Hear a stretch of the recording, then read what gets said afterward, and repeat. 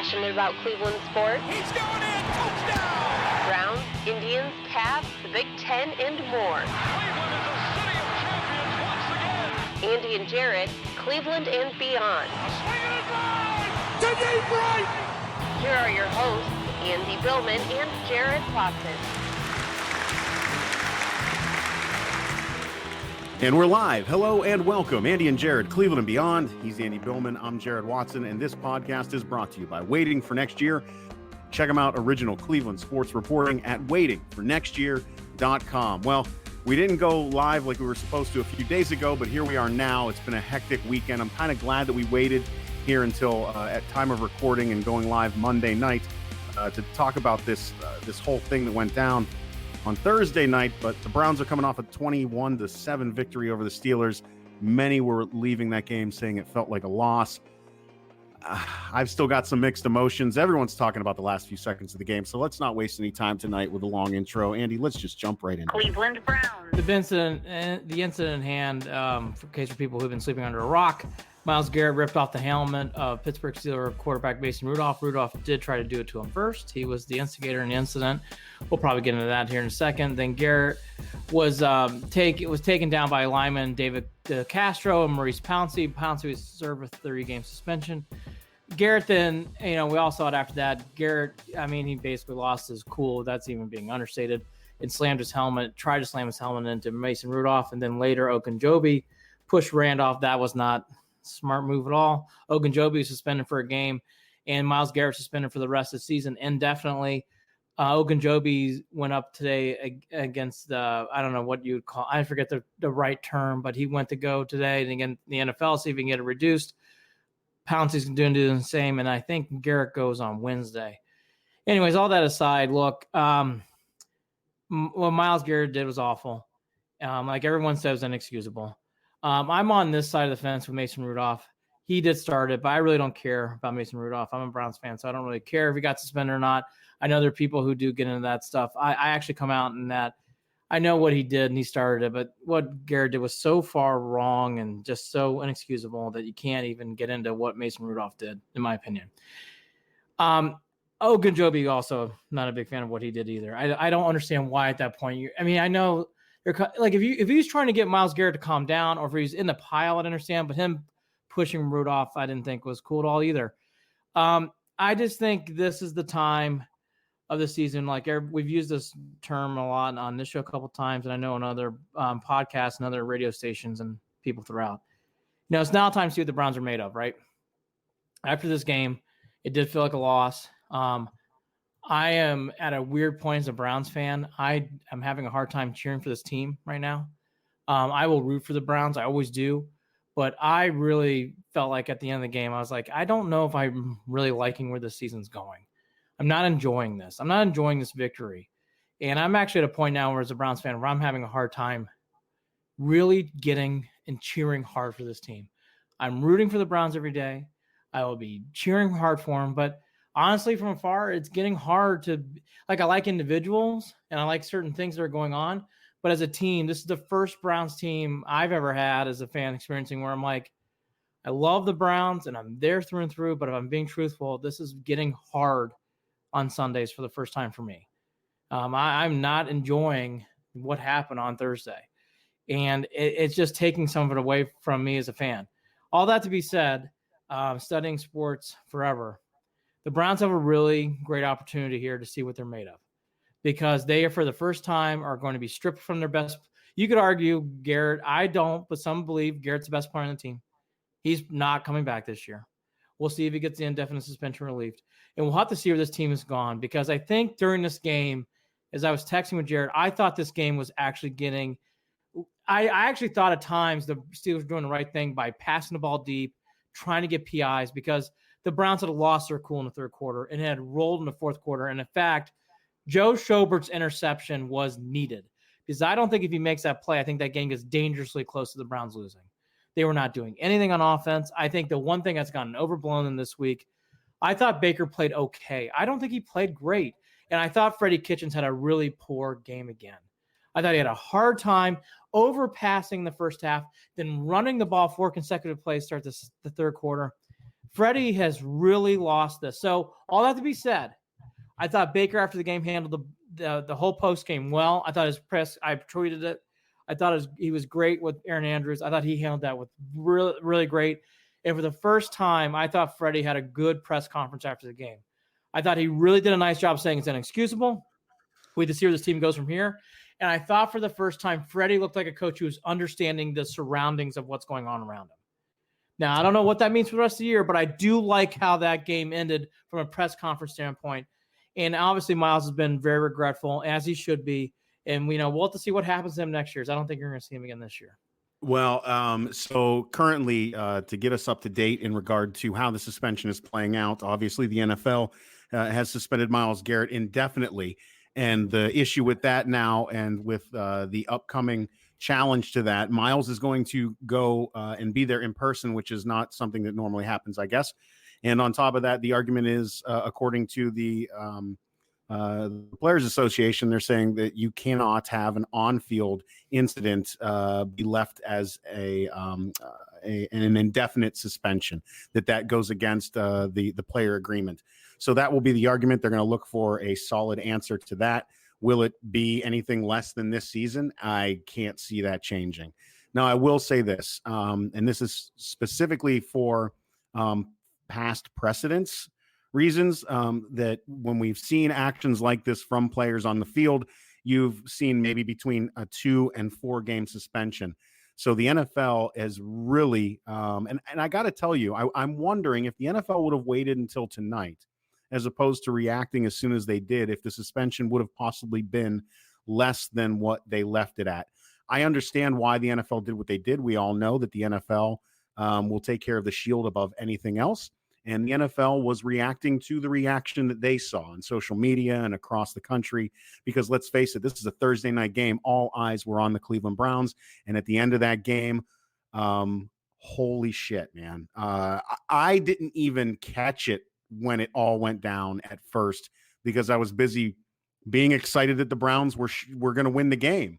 And when I saw the scuffle at first, I just thought there was a scuffle. And then I started to see the replay, and then I saw that when I recognized what happened with Myles swinging his helmet, I knew that things were completely out of hand.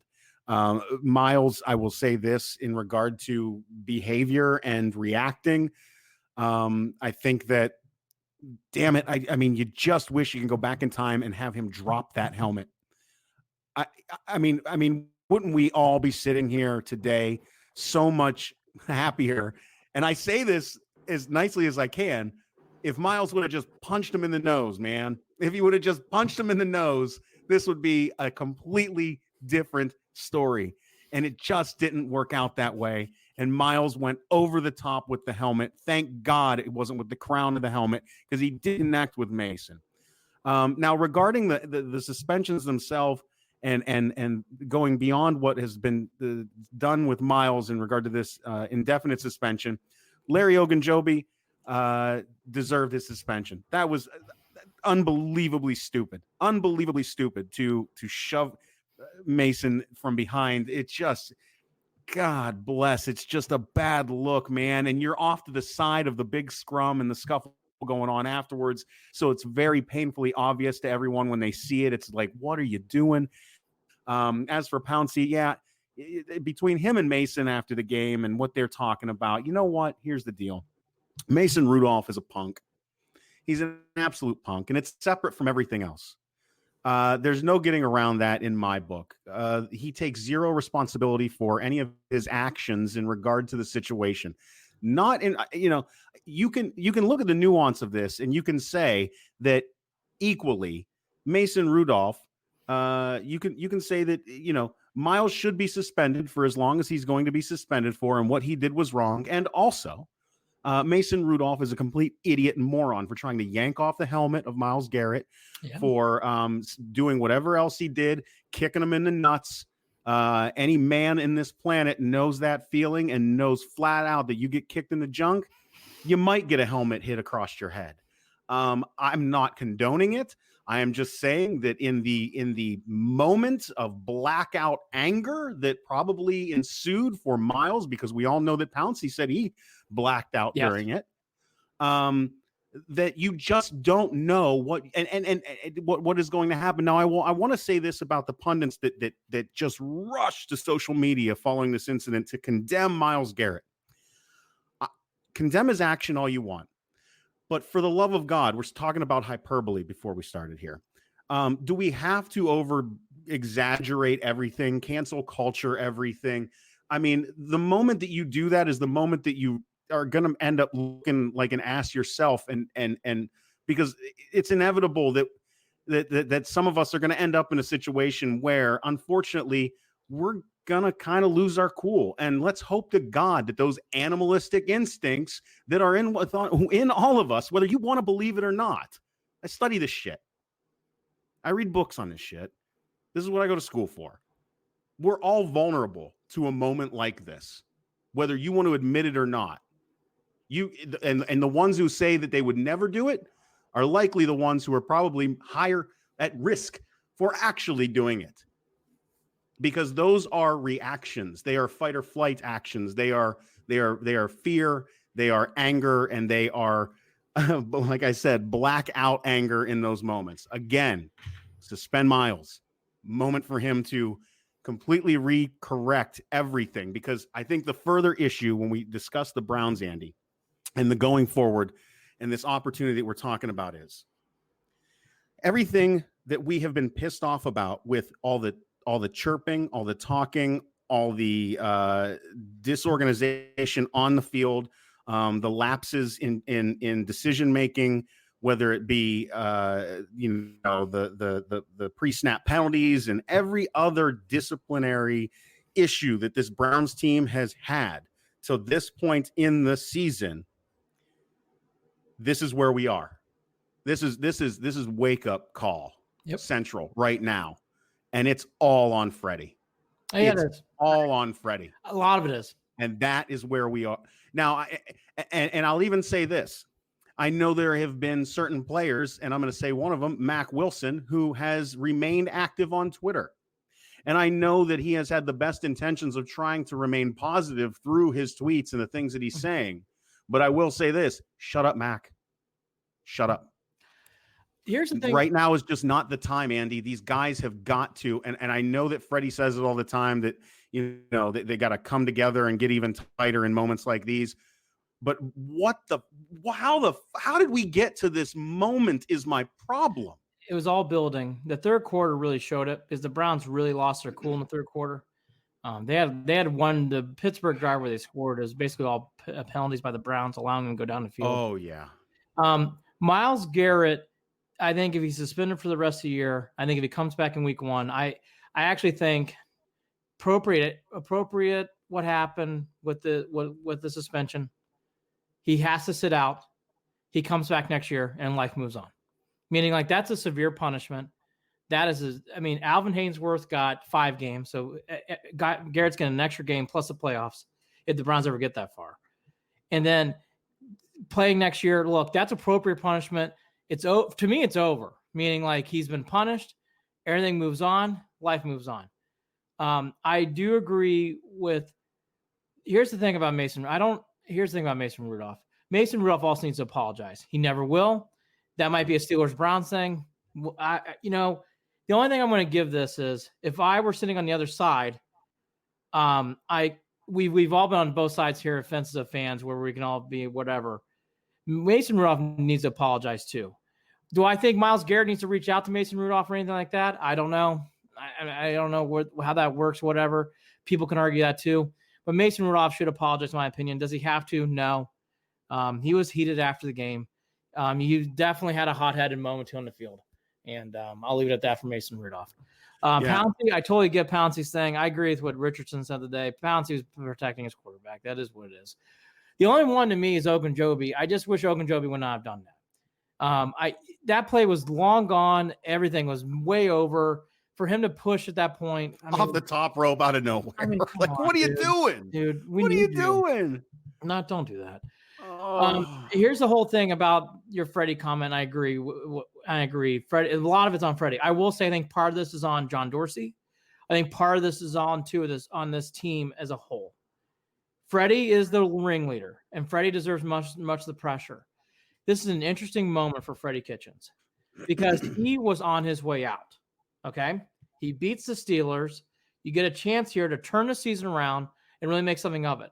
He could actually save his job, Jared, if he starts winning more games, gets his team in order, and gets his act cleaned up. And maybe he had an awakening moment here on Thursday night. Now, I know I just gave you the biggest positivity off of biggest negative you could have after a win. But I'm telling you, Freddie Kitchens to me actually looked like a guy who was really aware for the first time on Thursday night. Holy shit, this is kind of out of control. And I know that, and I need to make steps to correct this. Now, time will tell if he does it, but at least it was a start on Thursday night, I thought, from his press conference at least. Not only, and just to add to that, not only has Freddie Kitchens become the first head coach in this expansion era Browns team to defeat both the Ravens and the Steelers in the same season, but he has the real potential to go, dare I say, 6-2 in the division this year. And I don't know how you ever would get rid of that. I mean, and I'm just saying he could go 8-8. That's still in play. But I just want to be fair here and say 6-2, the Browns finish 8-8. Maybe that's where this is this year. I don't know what you would do next year in regard to him losing his job. We know that Todd Haley has actually spoken up and said this is all on Freddie Kitchens. I don't know what the rest of the team is thinking in regard to Freddie. I can tell you that we got to this place because of Freddie, I think, overall, in regard to him handling this team and the discipline. But where it goes from here, this is really, well, I mean, we're gonna have to see this Miami game. I've really been hesitant to make any decisions or come to any conclusions in regard to what to expect, because I honest to God don't know.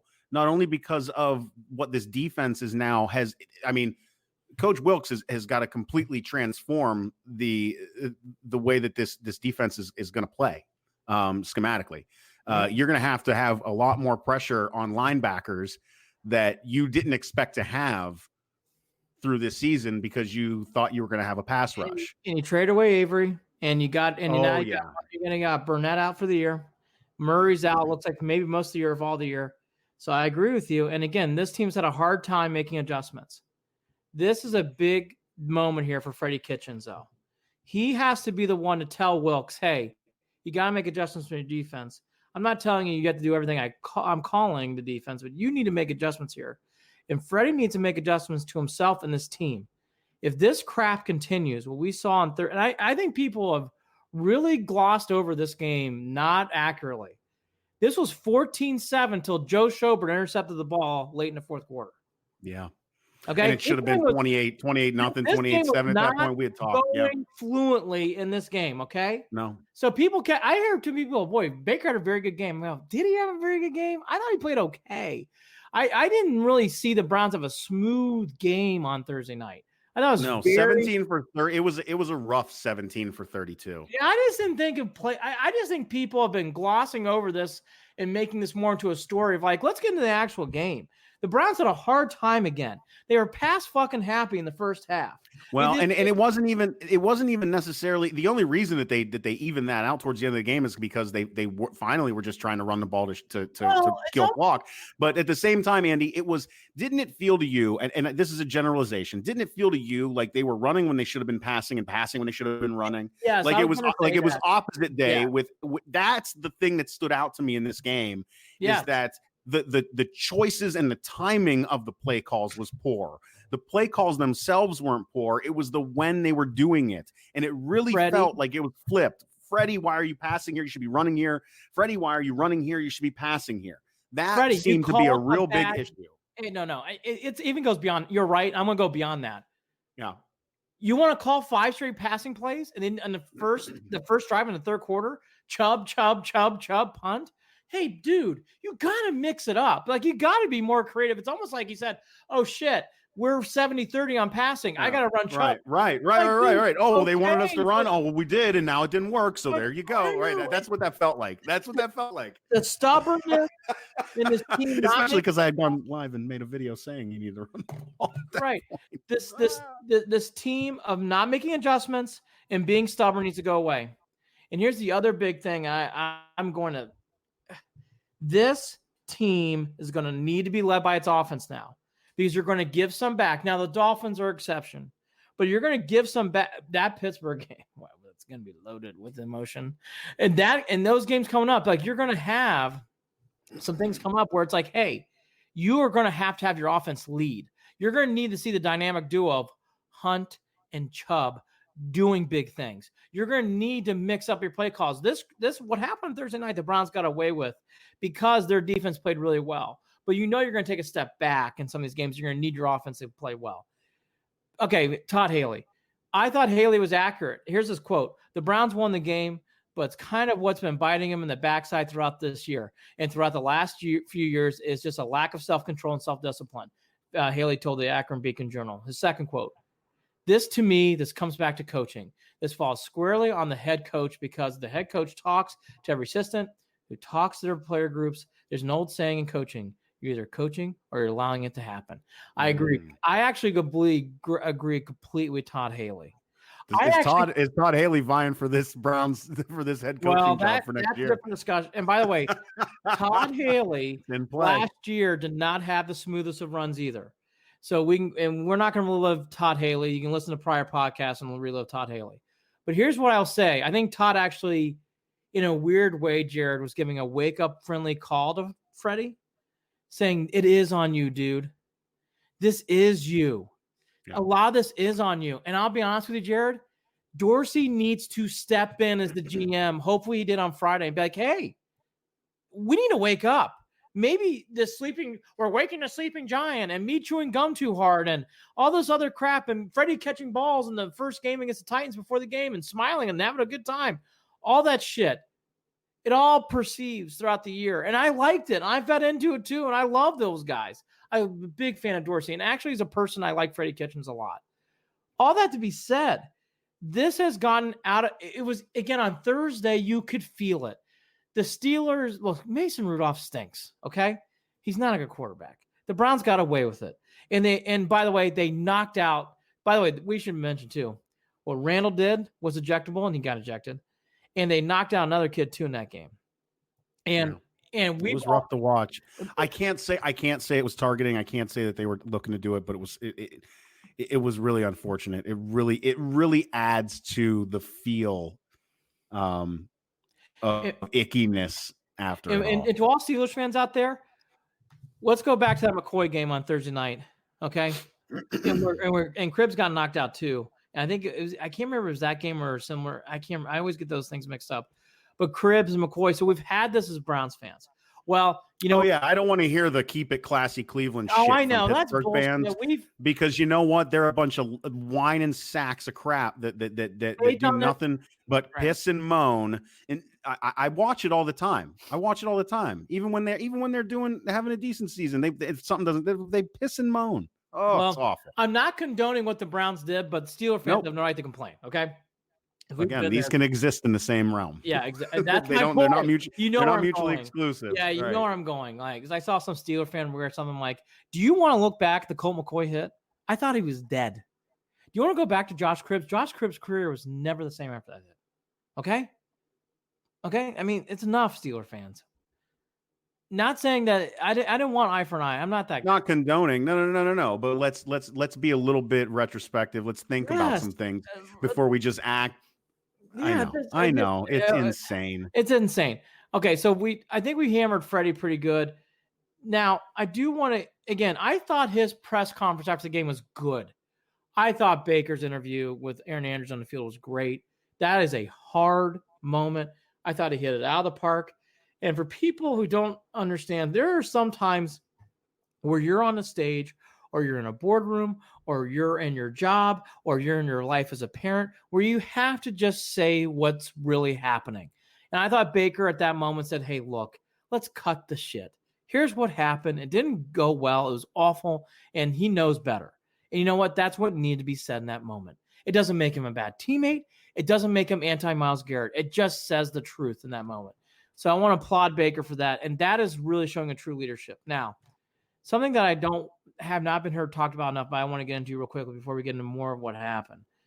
Myles Garrett is actually, we've talked about him on and off in our podcast throughout. There's been other people throughout. I'm really interested, Jared, to hear your opinion on this. He's not going to play again this year. It's going to be interesting to see how he comes back next year from this, because he is going to have these labels: dirty player. He's going to have the label as, you know what, if you tick him off, he's going to do something stupid and get a penalty.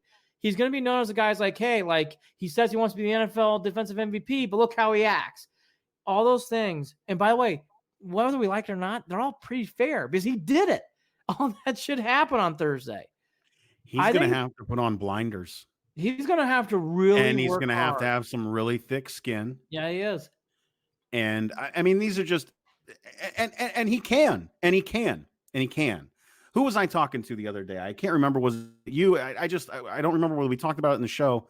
And this was before that incident, if I'm not mistaken. But I thought to myself, and I think I said it out loud to someone. I said, how different would some of the decision making and decisions of some of these guys in the NFL, knowing full well what they train to do, how hard they work, and the physicality of the game, and the anger that the channeled anger into this purposeful, act to try to win a football game.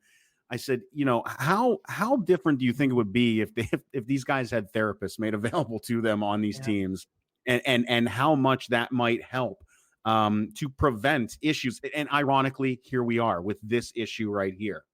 Because in my opinion, the most important thing that Myles is going to have to do is make the conscious decision and an effort on his part to seek out on his own a therapist. And I don't mean that in a way that he's a broken person, because in my opinion, every single person who has it made available to them should get their own counseling and therapy from time to time.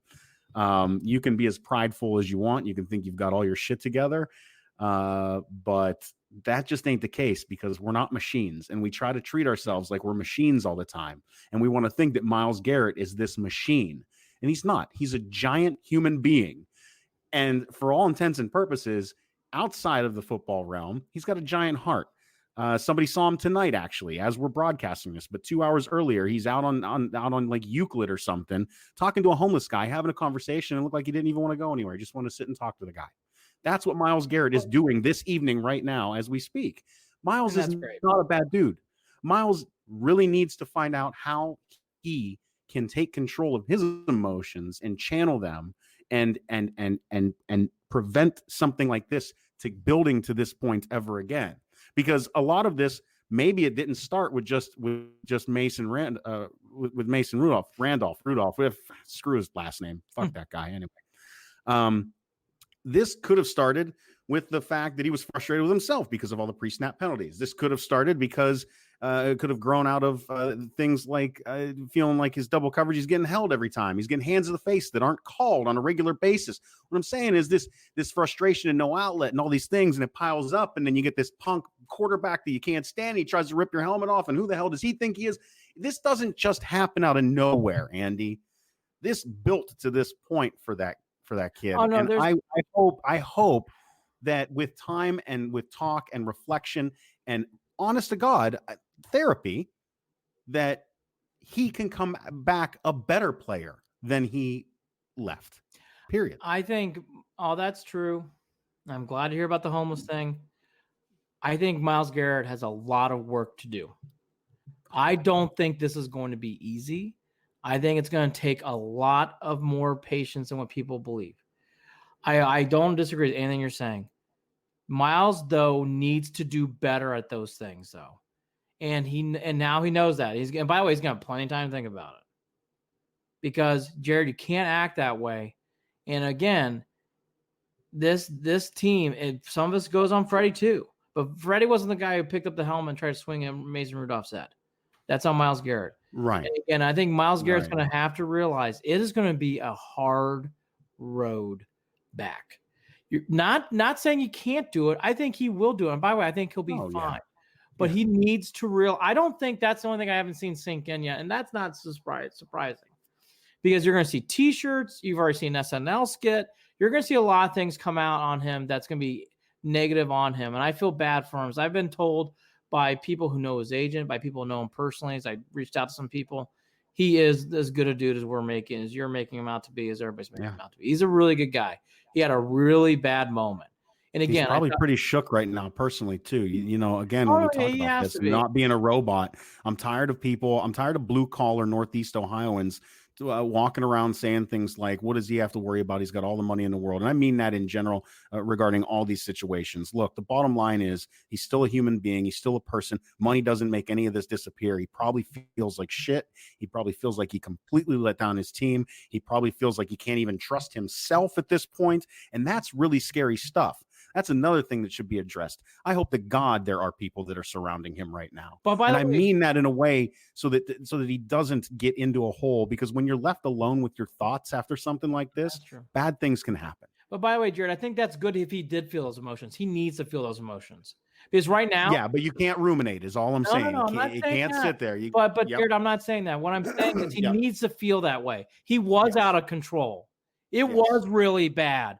You could have, if Mason Rudolph would have gotten knocked out, holy cow. I mean, we would have been having a much awful. And by the way, he was close to doing it. He needs to realize that's how he had a life-changing career moment in the worst way. Yeah. He now needs to rebuild his life. Again, it's going to be hard. I agree with all you. I'm a big believer in therapy. I'm a big believer in mental health. You know, people talk about exercising. You know, you need to exercise your mentality too. You need to not just brush your teeth to keep your teeth clean. Yes, you do. You also need to do that for your mental health. It's important to do that. He's going to need to use those tools. Ask Kevin Love. He needs to do that in his ways. As I'm going to tell you right now, Myles Garrett, I think it's going to be harder than what people think. I'm interested to see how he comes back on the field. And I'm looking forward to that next year. Again, what he did was bad. I thought it was an appropriate thing, what happened to him. He needs to be suspended for the rest of the year. I think it's actually going to be better for him.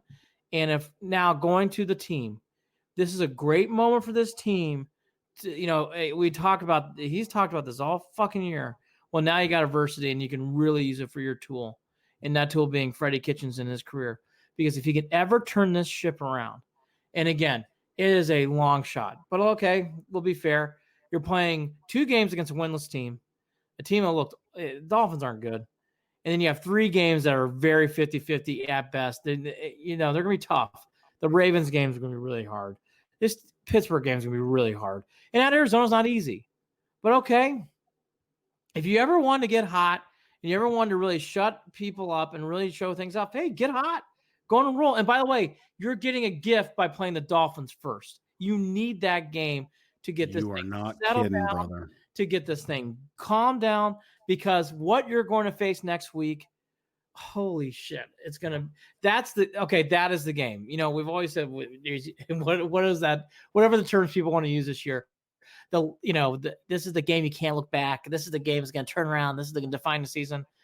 That Pittsburgh game, I actually think, will define a lot of the rest of the season, because I think they're, look, the Dolphins aren't really good, and we'll get to them in a second, but that Pittsburgh game is going to be hostile. It is going to, you don't talk about, and by the way, Pittsburgh fans have all the right to be. They're going to be chanting. They're going to be in the player's face. They're going to be doing things throughout the game. They're going to test the mettle of this team. And it'll be interesting to see how they react. The Dolphins game, forget it. The Browns lose against the Dolphins. We got bigger problems than what we realize here. But the Steeler game is the game at Pitt. Let's see how this team, because they're going to face everything and more of what we know we would do if that happened against Pittsburgh and we were the other end. We know what we'd be doing if they were coming to the Browns, and we as fans would be doing, giving them shit throughout the whole game, yelling and God knows whatever else we'd be doing. So it's a pressure cooker in 2 weeks, and it's a quick turnaround. So this story's not going anywhere. It's gonna live because of the quick turnaround. Larry Ogunjobi gets a nice extra week to get fresh legs. What's the rest of that defensive line going to look like? Well, now you obviously got the kid out of Miami, Chad. I forget his last name. I think it's Thomas. Chad Thomas. And then you get the other guy who lost his poor girlfriend in that accident, who's been playing better lately. His name escapes me at the moment. And then you're going to really rely on Richardson, and you're going to really rely on guys who are going to come off. Again, I have people have known this for me. And by the way, I don't fucking care the Browns got a third-round pick for Duke Johnson. Who fucking cares? That was such a non-story to me. I didn't care. I'm tired of this bullshit. A lot of people wanted to talk about it. I didn't think. Who cares? Who cares? So now you traded Avery. And by the way, you could use Avery right now. And this is the fucking shit. You can't get mad though. Nobody knew that this. I mean, oh, Jared, no, I don't agree. You're wrong, and everybody else is wrong. Agrees with this.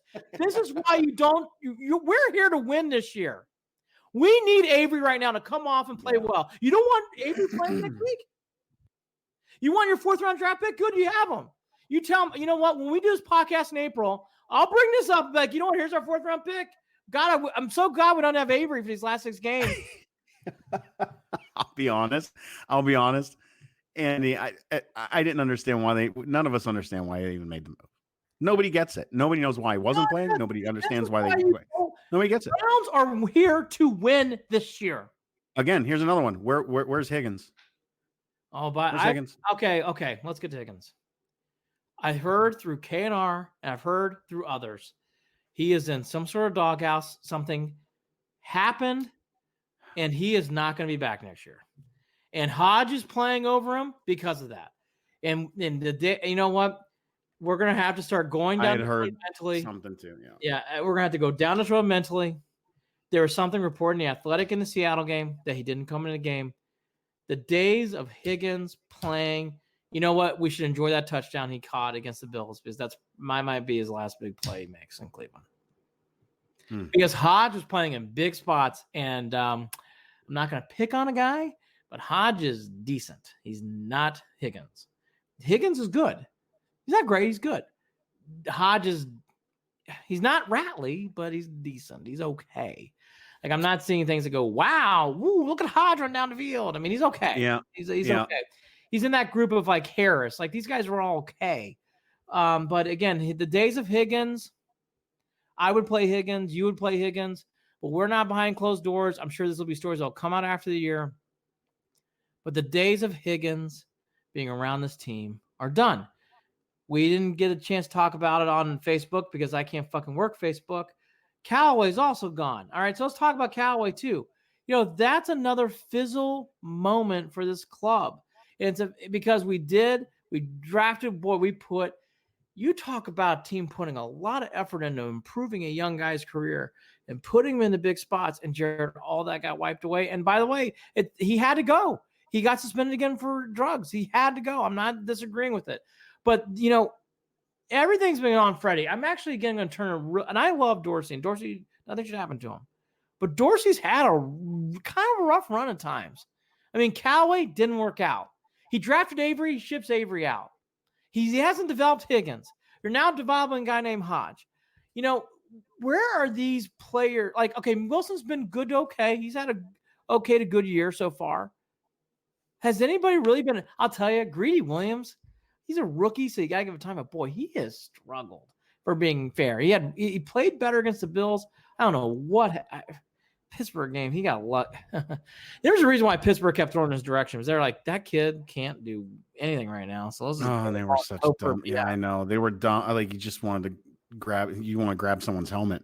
I mean, with his. I wanted to yank his head around a few times. Look for the ball, please. I mean, Greedy's got to start playing better. Beyond that, Njoku has not practiced yet. I guess he wasn't back today, although the cast is off his hand. And I still think he is planning on playing this Sunday. Not been activated. I wouldn't. What's that? Not been activated, though. Right. So I don't know how that's going to work out. And then Olivier Vernon still also not playing. Doesn't sound like he's going to be around this week. Sounds like it's going to be another week without Vernon. And I'll be fair, Vernon hasn't played that well anyway. So, I mean, at this point, maybe you see some of the younger kids play.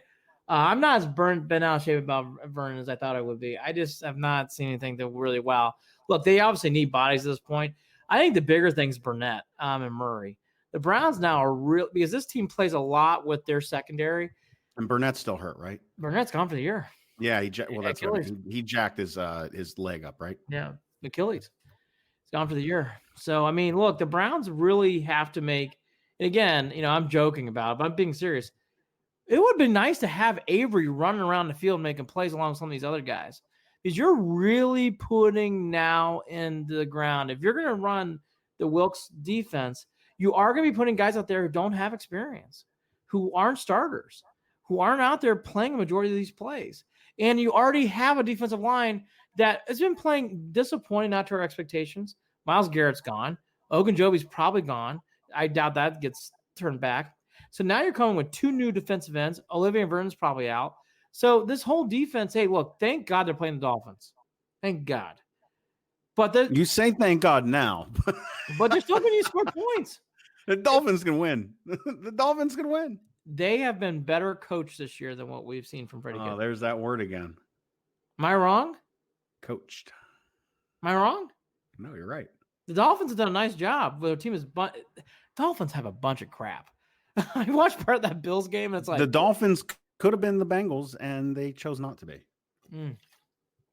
By the way, Raiders took a snooze button this week against Cincinnati. I got away with it, but I've made my picks. By the way, I have no fucking clue what's going on in football. Don't even ask. My picks are terrible. Fucking terrible. I even watched a betting show, said I need help making picks. I took a week off the blog. I picked the games this week. They're fucking so Could you I never saw a blowout in Baltimore coming. That the Ravens are the best team in the AFC right now. It is driving me up a fucking wall. They're much better than Browns. Ravens are doing laps around this organization. I love the Browns. Love them. Ravens are doing laps around us. Yeah. Laps. And you know what? Maybe Lamar Jackson doesn't play more than 6-7 years, but I'll tell you what right now, he is the favorite to win the MVP of the league, and I have to agree. I don't know how you wouldn't. As much as I want to say the kid can't throw the ball, man, I'm eating my words. Matter. He is eating my words. Well, I'm saying he can't. He has. I think he's throwing it like a 60% plus completion. No, he's doing well on that. He's doing well. But again, like there are things that you and I see, that Tony Grossi sees, that everybody sees. It's like, God, this has got to like. But I will give this kid this right now. And I saw this in college, and you're seeing it now in the pros. And being fair, that's great. He smells blood with his legs. He is gone. Yeah. Michael Vick could run. Lamar Jackson sprints. That kid is gone in zero. He is faster than anybody else I've ever seen play that position. And he plays strong, and he plays confidently with his legs. Jared, I got to admit, his legs and the way he runs is on a different level than I've seen so far. Randall Cunningham, Michael Vick, all good runners.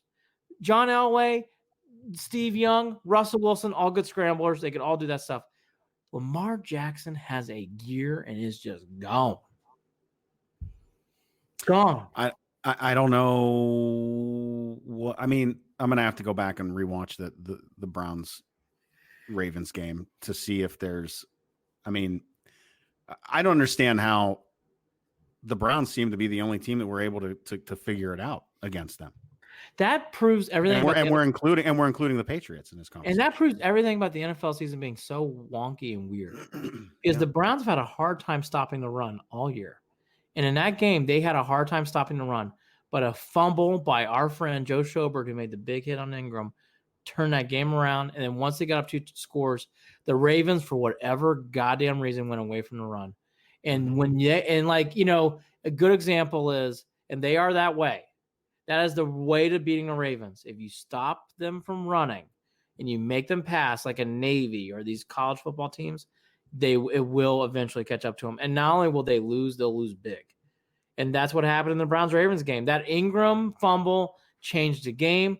The Browns actually, for the first time, that is the only game, and I'll give Freddie credit. That was the game that was all Freddie. Freddie should take credit for that win. That was a great job. They had that team ready. They were rocking and rolling. Team scored 40 points. Offense was banging on all cylinders. That is what they need to start doing every game, because that defense is going to give up some points now. They're going to start giving up some points. They got to get ready. They got to start hitting things better. The other thing, too, I hate to do this, but we got to go back to Myles Garrett for one more thing. One other thing that I do like about what I saw from the post on Friday especially was that Myles Garrett gave a heartfelt speech, and that you can tell it's galvanizing the team already. Now, will that translate to wins or losses? We'll see. But I do like Joe Bitonio's comments on Friday, saying it was an emotional time. Things are being said. Calmer heads will prevail. We are a family. I have not heard comments like that from this team all year. It's finally good to hear it and feel it. And I've thought about that same thing. And this was the hope that I had out of this, is that to this point, it's been a lot of lip service when Freddie talks about the adversity and then coming together closer as a team. And that's what we got to do is, get close. Like, it's all been lip service till now. Yes. And now I feel like I was going to say, I mean, we're almost at the point where we say literal shit has hit the fan. The proverbial shit has hit the fan. Here they are. The only thing is, even though they're here at this point, I don't know that that's enough. Not with the injuries that they're facing, not only on defense, but also waiting on Njoku and not having around a Callaway or a Higgins.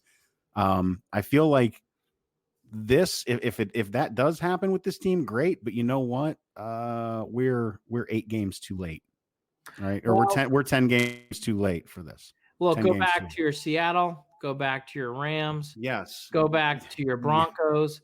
Those are all winnable games. The Browns pissed all those opportunities away. They did. Titans out. I don't know what happened game 1. You just named four games that should have been wins. The Browns should. Well, they should have, that could be they could have 8 wins easily themselves now. Right. In that just. Well, here's the thing though. The Ravens did take advantage of these games. The Browns didn't. So that's why we are where we are. By the way, I agree with you, and I echoed that at the beginning too. I think this is a good opportunity for this team.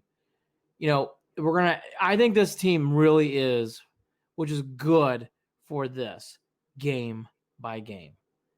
Don't look ahead. Don't look too far down the road until a loss happens. I think once a loss happens, I think it could be a little bit more sticky and it could go downhill. But right now, beat the Dolphins, get prepared, beat the Steelers, and then game at a time. And by the way, the Browns are actually talking like a team is starting to think that way. Well, they have been, 1-0. All they've been saying for the past 3 weeks, or 2.5 weeks now, 1-0. 2 days, though, I've really been feeling it. Like, it's one thing to say it. I can feel it now. It's like, oh, you got, okay, good. Well, fake it till you make it. Well, that's true, too. Okay, some things in the game. Schober played a great game. He deserved he got a lot of accolades after the game. Ward also played great. He is back. We've been saying that for a while now, but he is back. I do want to jump in and reference Joe Schobert really quickly. Word is that his agent is working with the team in trying to get that extended contract and sign him here for long term, but he's not really involving himself, and he's only worried about winning football games right now. So his agent is working to get him signed. I know there's a lot of Browns fans out there that want him, for a 3 or 4 year deal. We'll see how that plays out. I'm guessing maybe a 3 year for some decent money. We'll see how it plays out. We talked about the play calling. It was really bad in this game. I thought Mayfield played great in the first quarter. I thought after that it was herky-jerky. I thought he had some moments where he'd look bad again. I didn't think he played great in this game. I didn't think he played good. I thought he played okay. I did enough to win. I still think he struggled. But I thought in this game it was more of a reflection of the play calling really hurting Baker. I thought he just was really not set up to do well in this game. And where's the dynamic? I want to see more Chubb and in the backfield together. I did not see it enough in this game. Very rarely. I need more of it. More of it, Jared. I want to see it almost. I just want to see it more. We've said it, Andy. They need to. Everything should be based out of that. Yes. Out of that formation with both of them in the back. It's like, again, stubbornness, and we'll see. This team's had a hard time. I didn't like the quarterback sneak for the touchdown. I didn't either. Rudolph really struggled in this game. He really stinks. And so, I think it's actually terrible. He's terrible, and I can't believe that they were able to win the games that they won with him. He stinks. And they took away the running game in that game. Kudos to Chubb. He had 1,000 yards already. He is on his way to a Pro Bowl. He is really playing well. I think people forgot about that in the game. Chubb is a monster. First one to have 1,010 games since you know who, the one and only Jim Brown. He is the best player in the Browns. Am I wrong? I think Nick Chubb's the best player in the Browns. Nick Chubb is the best player on the Browns. You are correct. Browns did have some for the first time, had some real ips in special teams. They had coverages. Seibert can't kick in the dog pound section. People can make of that what they will. But he had a really hard time kicking over in that direction during the game. The Browns, those special teams, finally for the first time really struggled. It almost got them in trouble. They got out of it. They won the game, but special teams was sloppy. Boy, it just was they had a hard time in this game. Penalties were back, by the way. Hilliard have to be back there. He had no awareness. He had no awareness of where he was. Stinks. Again, there's two people, Ratley and Hilliard. Take care. Nothing against you. I'm sure you're good people. You're not good enough to play on this team. I do not understand. Why the fuck would you cut Duke Johnson, trade him for a third-round pick to keep around Hilliard? And then okay, all right. Ratley's not playing anymore, so that's good. We're playing Hodge over Higgins. Higgins must have done something really bad because Hodge is that. I heard he threw a bowl of soup at Coach Freddie. Okay, well, that would do it. That would do it. Wasn't that the Cavs? I think it was the Cavs thing. The other thing, too, that I am going to not do a huge rant on, because we've already ranted enough today, are we good with screen passes and bubble screens? Bro, I don't need anything behind the line of scrimmage. Are we good? Are we good? Are we good? How many fucking times with a team with speed do we need to throw the ball 5 yards behind the line of scrimmage and watch it get tackled for a 2-yard loss? I don't know. How many fucking times? I don't know. How many fucking times? I don't know. Tired of that shit. I don't know. That I don't understand the thought process behind it. They're not good at screen passes. Browns are good at screen passes.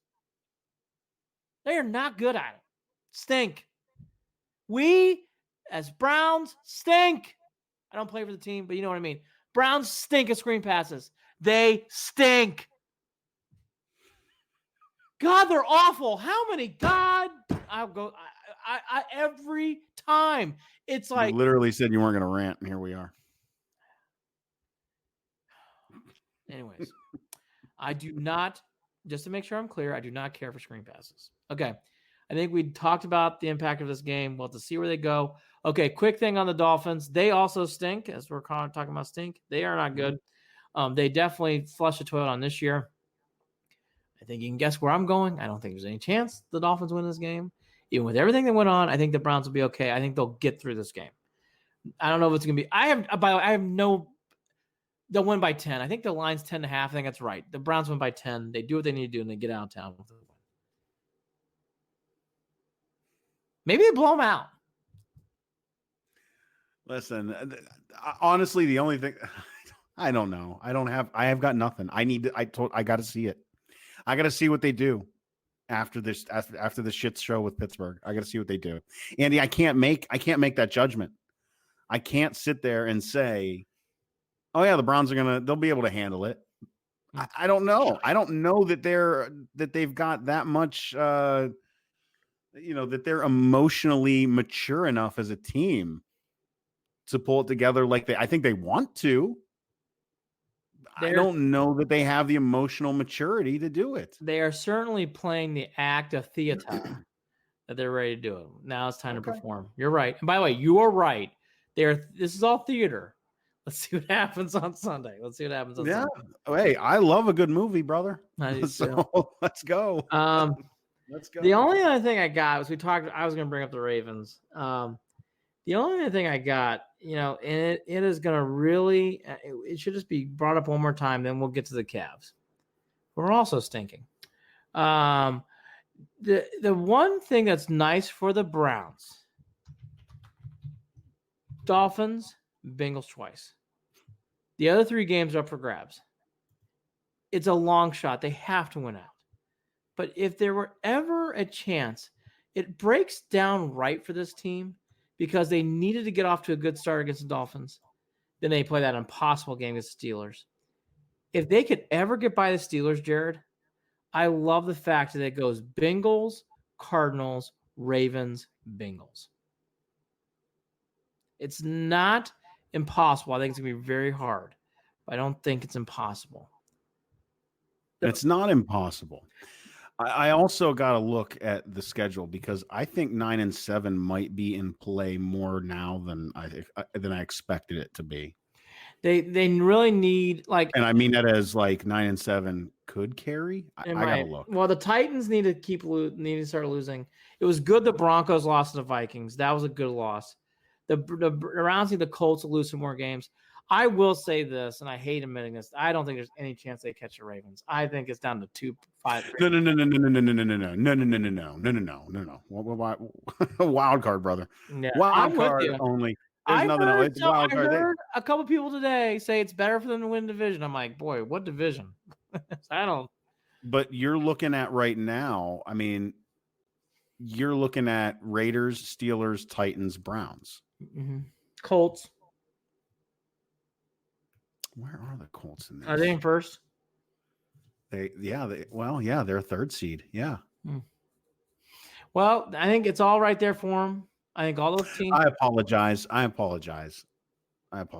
Let me look at this. So in the AFC right now, for the wild card, it's going to be Texans, Colts, Bills, and Chiefs. No, you know what? It's going to take 10 wins.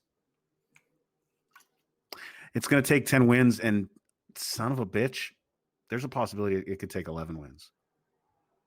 Well, I don't know how normal that is.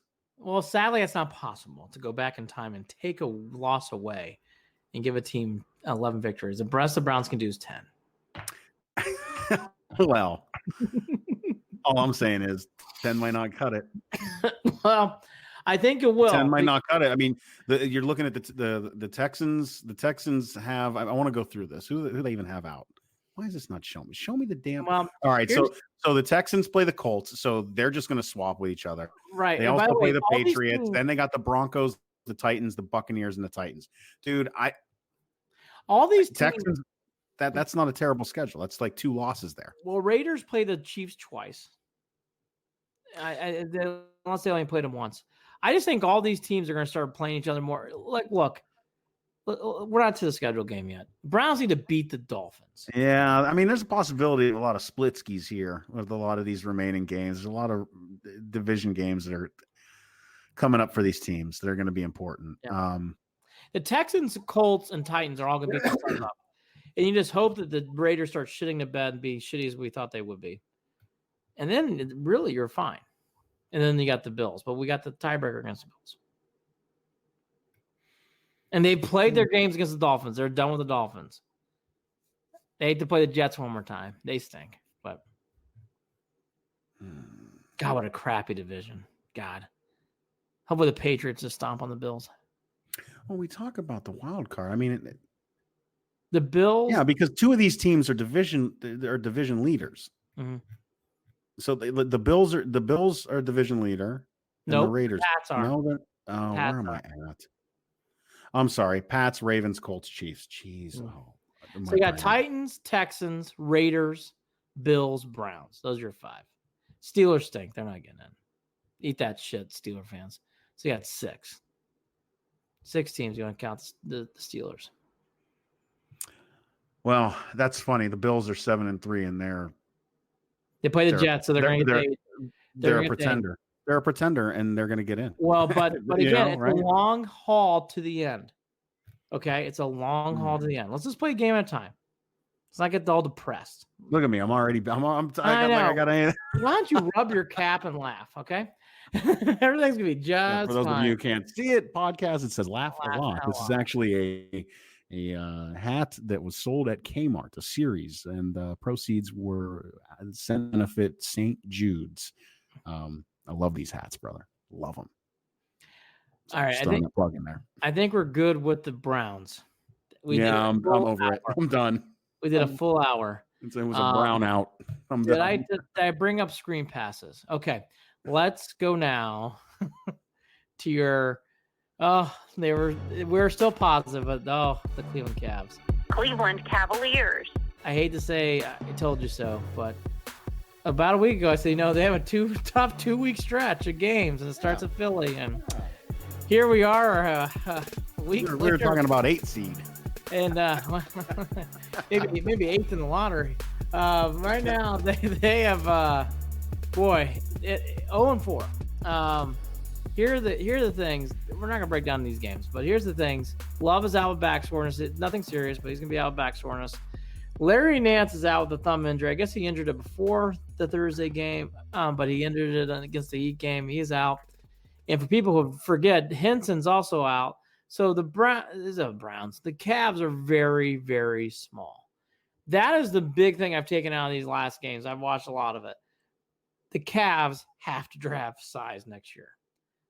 They need big dudes. This is not a big team. And it's starting to take their toll on this team.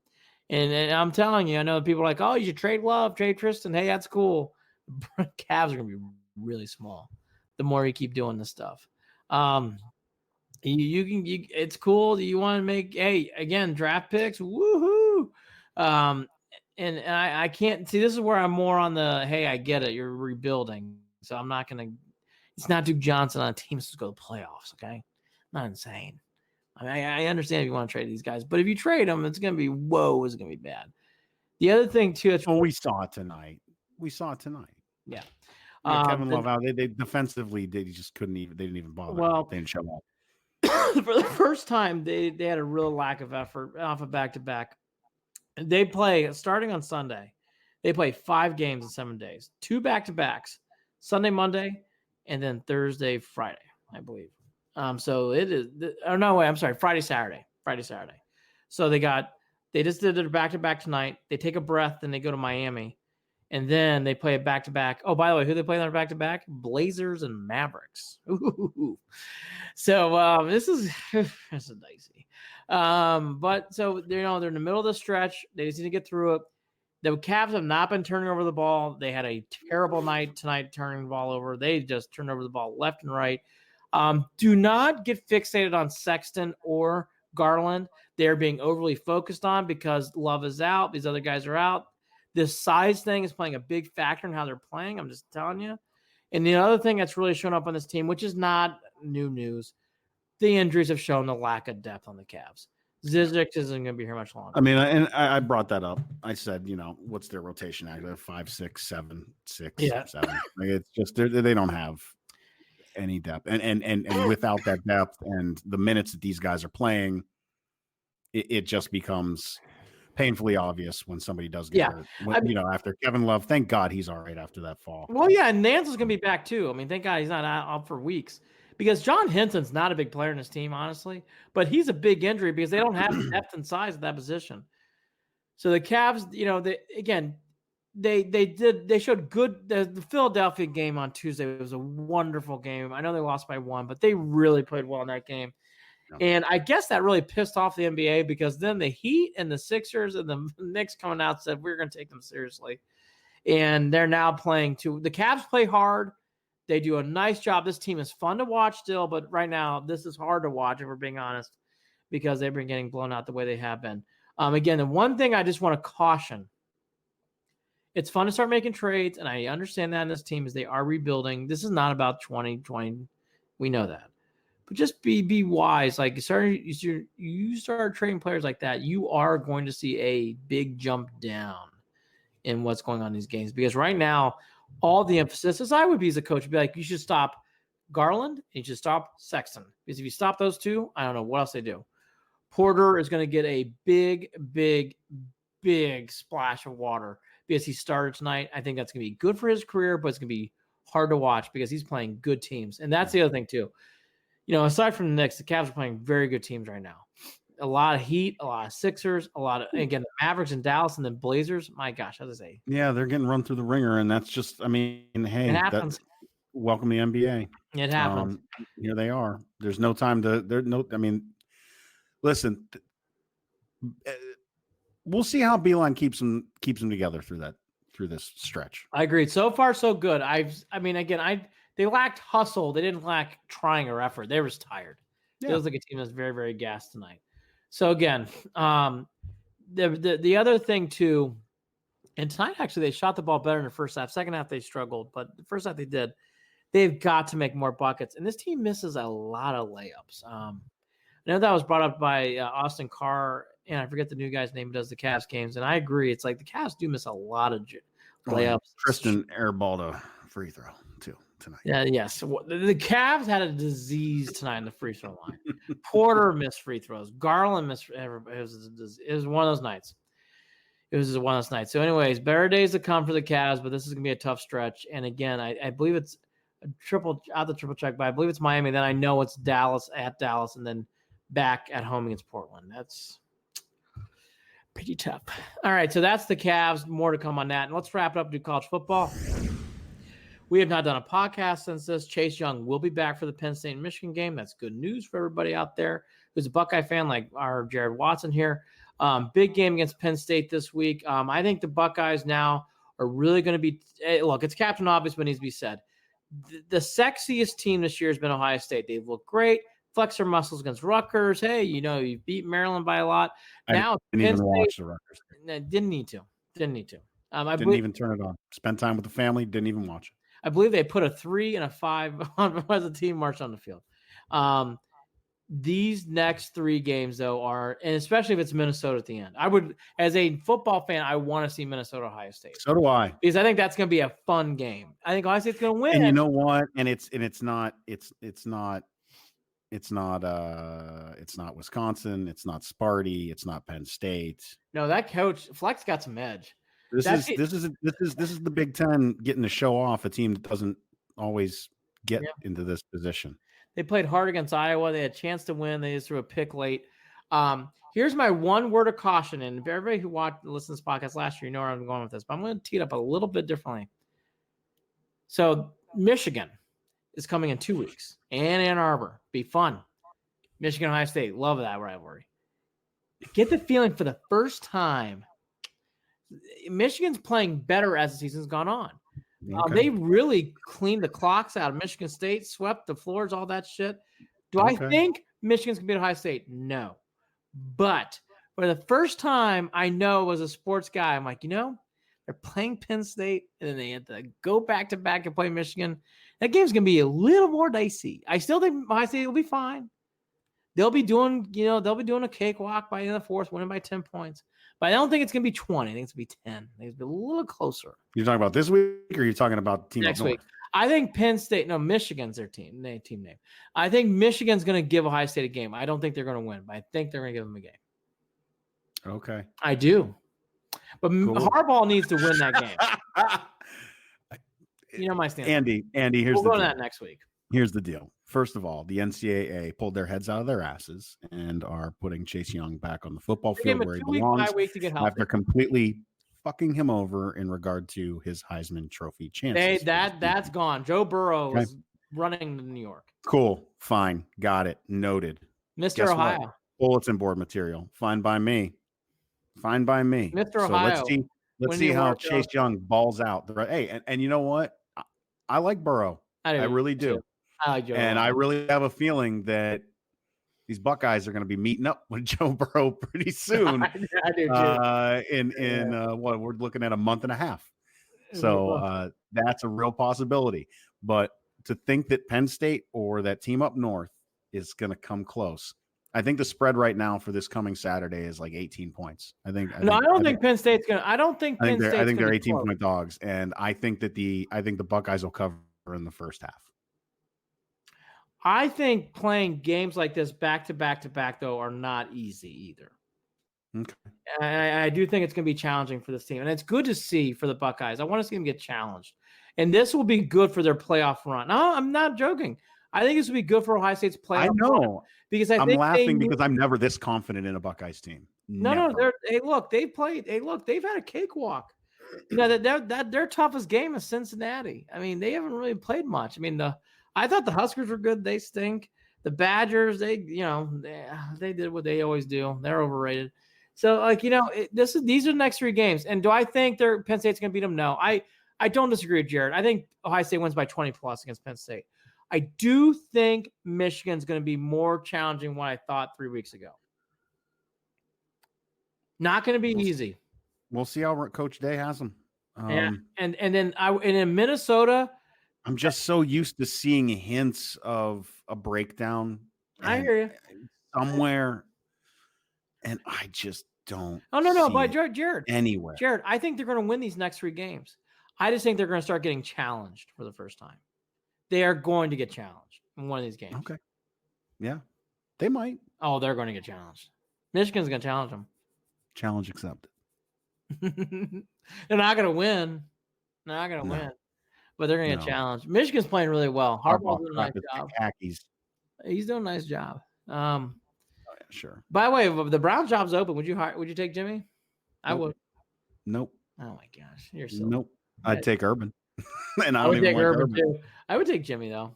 Not an Urban fan. Anyone who's listening to this show knows I'm not a big Urban fan, but I'd take Urban. I've not talked about my Irish. They did roll up on Navy. It was fun to see. Navy gets chippy with Notre Dame all of a sudden, so it was nice to wipe the shit out of the midshipmen and take them on their way and put them in their proper place. Easy. Those are tomorrow's leaders of your United States. And they are. Hey, I respect the Navy, just not on the football field. Go on your way and see you next year. And then they play Boston College and they go play Stanford after that. Irish are playing better. It's again, I've said it since the top of the year and everything's playing out the way I thought it would.